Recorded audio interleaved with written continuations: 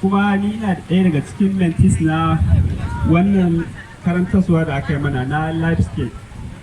To gaskiya mun ƙaru sosai don a irin karantarwar da aka ɗan mana zan ɗan yi bayanin ɗan takaitaccen abu uku da muka ƙaru su, kamar irin su sana'a, zamantakewar rayuwa da kuma neman ilimi.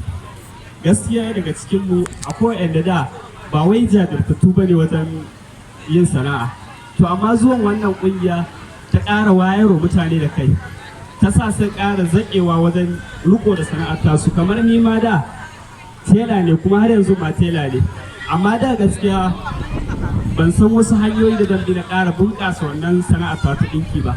Zuwan wannan ƙungiya ta MEDA ta ƙara wayar mana da kai, ta nuna mana yadda irin matakai da za mu bi domin mu cimma wannan buri da muke so mu zama wani abu a wannan sana'ar tamu da muka yi riko da ita. Kamar ta fannin ilimi kuma da dama a cikin mu wasu na ganin ai yanzu idan sun yi karatu ma kamar ba za su samu wani abin yi ba, kuma wanda hakan sakaci ne sosai. Yanzu kuma ƙungiyar MEDA sai ta ƙara wayar man da kai, shi kansa wannan ilimin da za ka yi zai taimake ka a rayuwarka sosai, ba wai sai ka yi aiki ka zama wani abu a wajen aiki ba. Wannan ilimin zai taimaka ma wajen sana'a da sauran abubuwa da dama a rayuwarka.